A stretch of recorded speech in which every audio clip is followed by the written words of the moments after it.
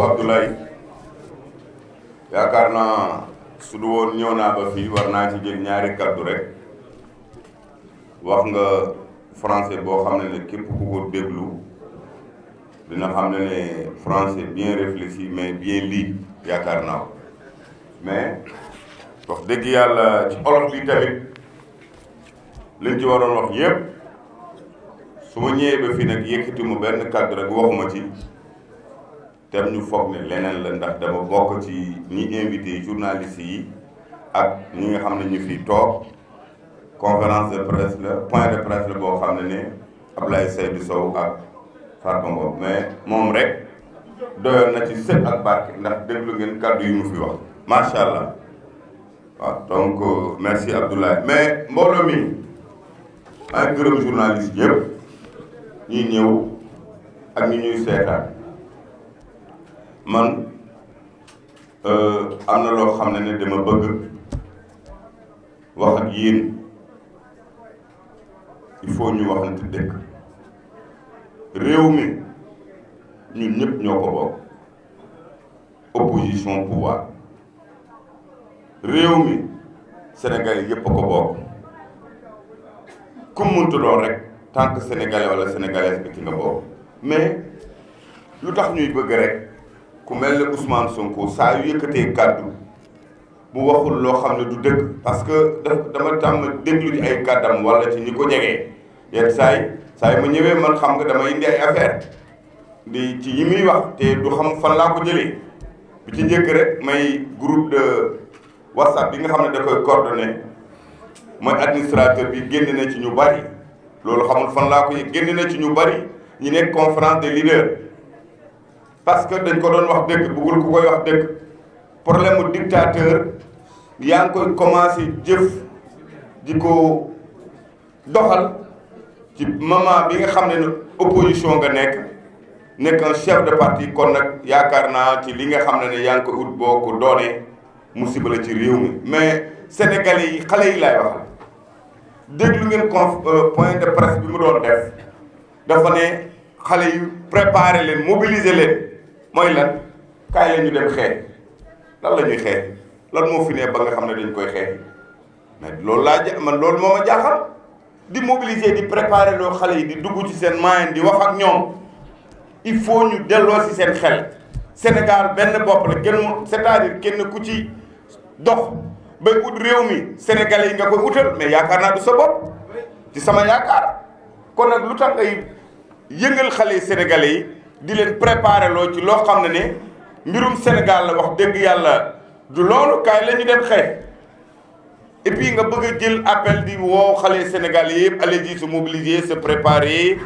Ousmane Sonko ñu convoqué ko justice loolu du problème mais la nga xam ne du problème ci sama yaakaar man le ministre Abdoulaye Seydou Sow wax na ko am nga problème justice xam nga ne justice mooy condamné am ñeneen nit ñi nga xam ne ñu ngi ci biir réew mi justice tere na leen ñu nekk candidat yow xamoo lan la justice di teree d'abord ndax di nga nekk candidat parce que en 2019 Ousmane Sonko a été candidat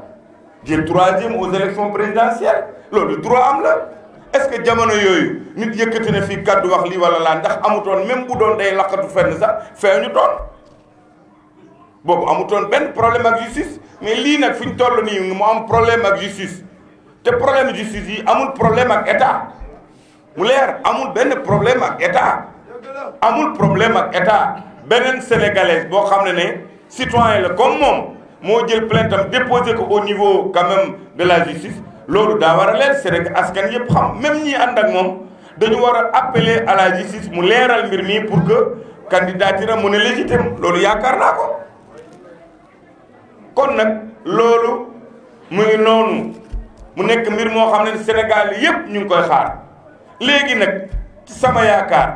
ñu ngi doog a génn ci élection législative au moins ak nangam des na ci élection présidentielle bi nga paree def sa point de presse bu njëkk attaqué ñun waa Fouta ak suñu résultat bourrage dënn tontu nañ ne ba mu saf-saf mais biñ ci waxaat encore à presque 15 jours ou 20 jours des élections législatives au lieu ngay jël kàddu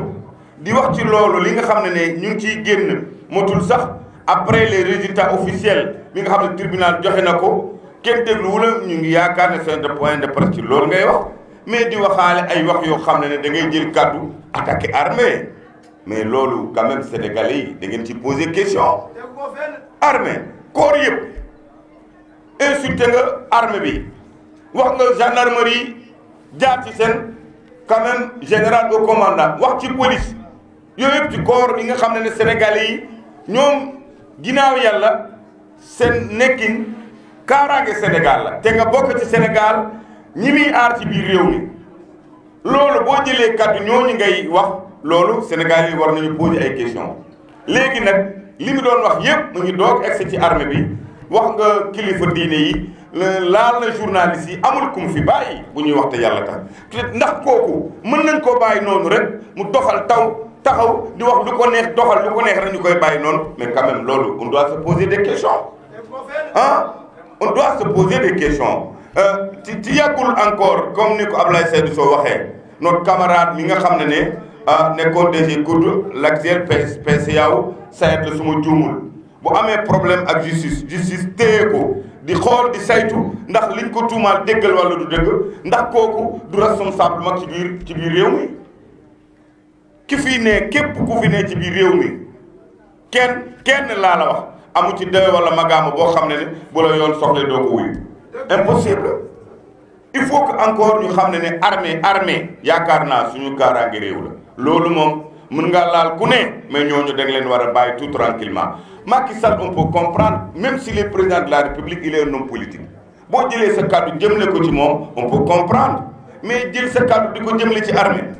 li nga xam ne ginnaaw yàlla moom moo yor kaaraange réew mi nekk ci frontières yi suñu jàmbaar yooyu nga xam ne dañuy yendu di taxaw suboo ak ngoon rien que pour di aar askan bi ak sénégalais ak sénégalaises yi ñooñu lu ñu mérité mooy c'est d'encourager de féliciter mais pas di leen attaquer bu ñu waxte yàlla tax mais ci wàllu encore courage loolu Ablaye Sow leeral na ko di jël armée sénégalais nekk pays bi nga xam ne réew bu souverain na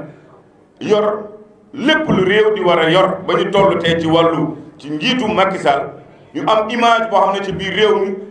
Afrique yëpp avant même muy nekk président Union africaine xam na ni ban image la Sénégal yor ci biir bitim réew loolu mu nekk lu am solo ngeen xam aussi courage bi Macky Sall yor ñu naan France da koy diriger wala dugg fii génn fii président Obama ndax ñëwul fii ci biir Sénégal Macky Sall recevoir ko fii ci biir palais mais dafa jël kaddu assumer sa position de dire tant que mu ngi jiitee réew mi continuer di jiitee réew mi te kooku dafa bokkoon ci ñoom li nga xam ne ñoom dañ koy cautionner di ko parrainer ci la jël position directe pour dire à l'opinion ko ci kanamam wax ko ci ginnaawam du publication communiqué wala leneen def ko ne tant que maa ngi nii jiitee réew mi français la ko wax ñu koy traduire en anglais courage boobu politique Macky Sall yor na ko pour dire que tant que maa ngi jiitee réew mi kenn du fii wax dëgg yàlla doxal mbirum góor jigéen leeroon na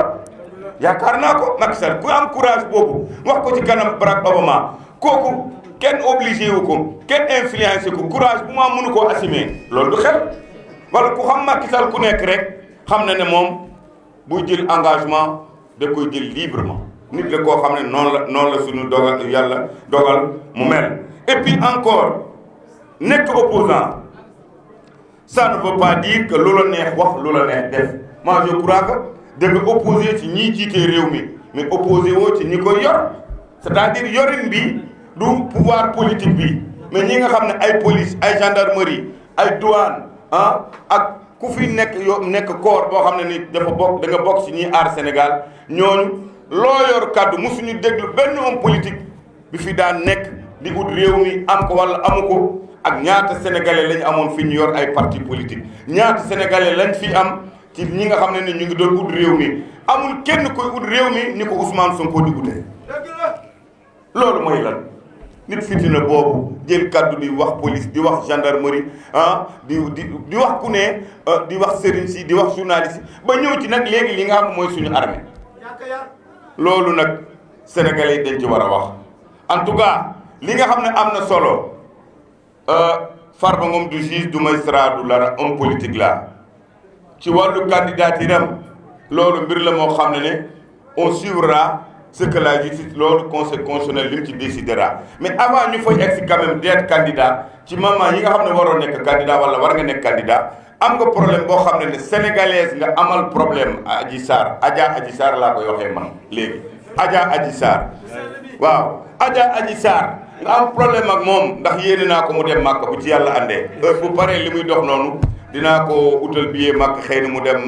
dem aji quoi Adji Sarr nga am problème ak Adji Sarr léegi boo amee problème ak Adji Sarr problème boobu jeexul parewul ah ci mbir boobu nag ñu pare ci élection ngay jël kàddu au lieu ngay da ngeen mus a dégg ci limite ça fait gémmiñ di wax yëpp di saaga mus naa jël kàddu tontu ci mbir mu Adji Sarr ci opinion publique lu tax loolu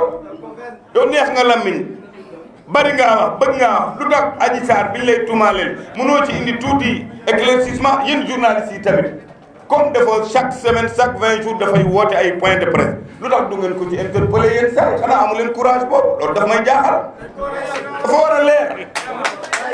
leer nee leen ko Adji Sarr yéen journalistes yi laay waxal Adji Sarr li gars yi ni lay waxee doyooyu na ci tontu tuuti même bu dee 1 minute ñu xam ne au moins amal na ko tontu comme dafa rëy làmmiñ dafa rëy làmmiñ di wax rek chaque seconde chaque weer chaque 3 semaines di organiser ay point de presse nañ ci mës a wax mbirum mam ak Adji Sarr avant sax muy dem ci wàllu politique mu tontu tuuti comme accusation la accusation boobu leeragul xamaguñu aji la wala moom moo am dégg yéen journalistes yi dee leen ko ci tuuti interpellé bii baa bu leen wooyee point de presse ñu ngi xaar ngeen même bu ko waxul ngeen interpellé ko ndax mu indi ci tuuti leeral loolu dafa am solo trop waaw en tout cas man li may wax daal sénégalais yi xale yi laay waxal man li ma ci gën a marqué mooy wala li nga xam ne gën nañ ma ci def problème mooy nga jël sa kàddu di def sa point de presse di déclarer sa candidature en tant que homme politique waxoo waa Pastef parti bi nga xam ne moom nga jiitee mais di wax sénégalais yi préparer leen ñu préparer wu ci la est-ce que warul dem wuyu ci justice wala war naa wuyu dem justice man question boobu dama koy poser sénégalais yi war na wuyu wala warul wuyu comme war na wuyu nag loolu loo ci préparer ay nit demal préparer nga dem wuyu man sama jéemu bopp en 2010 bi police ñëwee sama kër Derklé di ma wër ma ñëwaat fekk leen ñu dem fekkuñu ma foofu xaaruñu ma ba ñu ñëw jël ci ma wala bu ñu indil ma convocation man maa taal sama oto directement ak sama chauffeur dem directement dem wuy ji police commissariat central jamono yooyu jotuma convocation boo xamee ne ñu ngi lay wër justice def la soxla wala police gendarmerie yi nga xam ne ñoom leeral askan bi lañ fi nekk ñoom ban intérêt la ñu am ci jàpp koo xam ne wala téye koo xam ne dafa toog ci dëkk te ñoom ñoo war a àtte dëkk bi amul solo dama dem wuy ji ba ñëw foofu 7 heures du matin fa laa toog ba 19 heures et quelque toog ñuy wax ak man traumatisé wu ma déstabilisé wu ma question yi ma doon posé dama ciy tontu mais ndax duma sénégalais ndax waruma wuyu dem wuyu pourquoi ça Ousmane Sonko dafi gën nit ñi wala daf ñu ëpp ndey ëpp ñu bàyyi mooy kan ku mu fi gën kon nag loolu yàggul ne gis ngeen ni ñu leen ko waxee ki nga xam ne dafa bokk ci responsable yi gën a mag ci biir coalition Benno Bokk Yaakaar wala parti bi biñ ko tuumaalee lu mel noonu dem na wuyu ji mu ngi ci loxo yoon heure bu àtte jotee day leer moom it mooy kan ba nga xam ne du dem wuyu ji xanaa moom koo xam ne ëllëg bëgg ngaa doxal réew te yoon xalaat nga di ko doxal man ci sama xalaatu bopp buñ la woowoon sax yaa war a dem war am cawarte bu rëy dem wuy ji rien que pour leeral lii xew loolu dafa am solo en tout cas daal li gën a garaaw attaqué Macky Sall moom ci la dëkk ñun suñu genre yi ku laal Macky Sall ñu dal sa kaw on ne cherche même pas à comprendre je sais que ma position c'est la position de Abdoulaye Seydou Sow te tamit mu ngi nii di jógee Kaffrine man ma jógee Matam ñu tas fii di organiser conférence de presse du ay dara du ay calcul politique du leneen rien que ñun ku wax ma ci Macky Sall ñun ñaar am nañu conviction yi nga xam ne kenn ku nekk si ñun Macky Sall mooy suñu leader ginnaaw yàlla ak yonent bi donc képp ku ko mës a laal ci àdduna rek dañu jël suñu position wone suñu position kon nag dama leen di wax sénégalais ak sénégalaises yi xale yi laay waxal moytu leen boobu appel bi mu leen di appelé di wax aussi la coalition Benno Bokk Yaakaar waxuma seulement APR yéen tamit ci seen jéem bopp jóg leen jot dafa jot duñ ko bàyyi rek muy wax Farba Ngom di tontu wala Ablaye Sow wala les cadres il faut ngeen jóg wax ak moom wax ak réew mi wax dafa jot kii duñ ko bàyyi rek muy lancer ay appel di yàq xelu xale yi te xale yi ñun ñëpp ñun ñoo leen jur ay suñuy doom lañ suñuy jarbaat lañu suñuy rakk lañu ñu bàyyi xel ci joolu pour ma mën a wax ak ñoom parce que am na loo xam ne boo buñ la ko waxee balaa nga koy comprendre mu nekk lu trop tard dañ koo war a xoolaat avant mu nekk lu trop tard xale yi yéen laay waxal toujours man ci loolu laay insister bàyyi leen seen xel élection bu jotee am ngeen liberté dem sànni carte ku leen neex loolu leer na et comme élection jotagul kaay la ñu dem rayante kaay la ñu dem xeet ndax man ma mucc loolu fu ngeen ko gisee bàyyi leen ci xel lool man loolu laa leen di wax te tamit li ñu wax ci waxu armée Ablaye Seydou Sow tontu na ci tontu boo xam ne xëy na sax moo ma ci ëpp xam-xam mais xam naa mbirum lenn rek France ak beneen réew moo ci yem puissance mondiale États-Unis la Barack Obama bi mu fi ñëwee teewul ne Macky Sall am courage wax na xalaatam ak li mu bëgg ak li nga xam ne bañ na ko loolu ci kanam askan bi yëpp télévision direct la ñu koy seetaan waxuma la France loolu dafa war a leer nit ñi xam ne position de Macky Sall mbirum justice nag tant que leeroo ci rien que pour ngeen xam li tax muy wax ne candidat la est-ce que jamonoy candidat dafa jot nga koy déclarer moment politique jeex na léegi législative lañ jigéen présidentielle kenn waxagu ko kenn fixé gu ko da ngay xaar ba réew mi ba ñu fixé élection présidentielle nga doog wax sa candidature dafa xam ne du mucc ci dem wuy ji à la justice li muy wax noonu rëy la mi ñëpp tàppet la moo gën a nekk bu xat ci aduna laa la wax moo kan commencé di saalit dinaan appeler à sénégalais yi xale yi préparer leen lan la ñuy préparer on prépare ay convocation boo xam ne bi ngay dem di marché wu bi ngay dem di defar sa yaram bi ngay dem di xool sa bànneexu bopp sa bakkan topp la kenn fekke yu ko tey ñuy bëgg nga leeral loolu kaay leen ngeen dem préparer luy ndeyam faut mu leer il faut mu leer ku fi saggan maase normal ñu ngi lay ñaan yàlla na sa ndigg wër ku fi maase boo xam ne dafa rax leneen nag kooku bu leeral ñëwee yaa koy leeral sa bopp nag loolu ngeen di ko leeral ndax li ñu doon jëlee ci wàllu banes am na lu bopp la loolu daa war a leer loolu daa war a leer kuy maase wu massage bu normal góor ak jigéen ñëpp dañuy maase wu ñun waxuñu dara ci ñuy maase ndax loolu seen liggéey la dañ ciy tedd am defar ci seen dund kuy maase wu maase normal sa ndigg bii metti wala sa mbagg yàlla na wér mais ki nga xam ne da ngay maase wu te sa massage rax leneen nag plaisir boobu yaa ko doon ut da ngay leeral sénégalais ak sénégalais ni li ma doon def lii maa ko def il faut avoir le courage de dire loolu mooy lu leer il faut avoir le courage de dire que ne dama doon maase wu massage bii mais rax na leneen mais maa ngi jëggalu sénégalais yi loolu mooy lu baax ndax da nga war a respecté ki nga ko doon seqal ba ma bi nga ko doon ut nga am plaisir boobu da nga ko war a faut pas oublier ce moment là moment la boo xam ne buñ la nee woon salaamaaleykum booy tontu maaleykum salaam sa lamine day tàkk suuf il faut qu'on se dise la vérité nag ñu waxante dëgg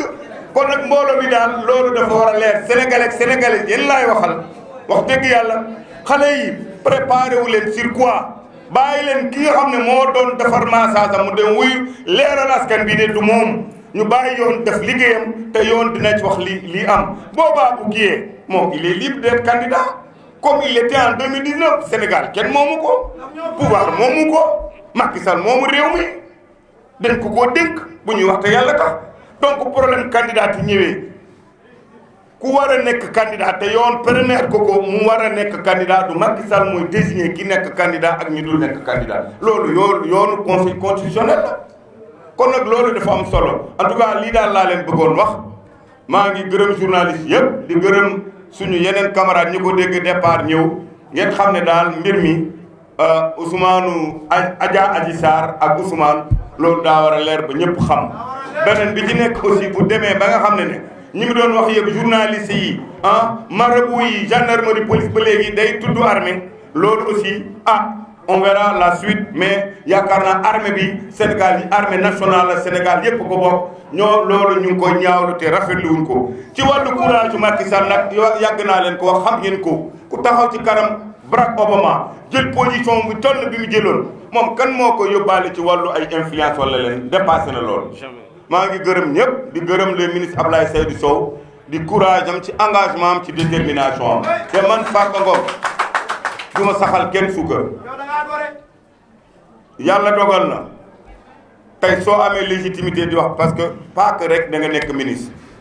sa engagement bopp moo la indi fi nga toog du leneen bokkoo ci ñuy sos parti bi bokkoo ci mais Macky Sall daf la jël teg la ci wetam xool la nag xool ci lu bëri xam sa qualité loolu dafa am solo ci wàllu doomu aadama sa jaar-jaar avant de devenir ministre da nga am jaar-jaar te sa jaar-jaar yëpp amu ci fenn foo xam ne dañ koy testé wala xool ko di xoolaat 1% ñu koy gis ci ay calcul damay waxaale man Farba Ngom sama lamine nekkul sama biir poste les gens camarades de l'APR il faut que gars yi jóg waaw il faut gars yi jóg du ma tudd tey nag tey ñëwuma pour di tudd turu kenn xëy na des moments à venir dina am ñoo xam ne dinaa leen cokkaas ñoo xam ne ils ont tous les privilèges am nañu am mbir yi bëri te mbir mi jarlu leen dara dinaa ci tudd 1 à 1 2 à 2 3 à 3 ba mu leer nañ te loolu sama xalaatu bopp laay wax et je suis libre. waaw mais tey damay wax ak lii jóg leen loolu mooy wax ji merci beaucoup.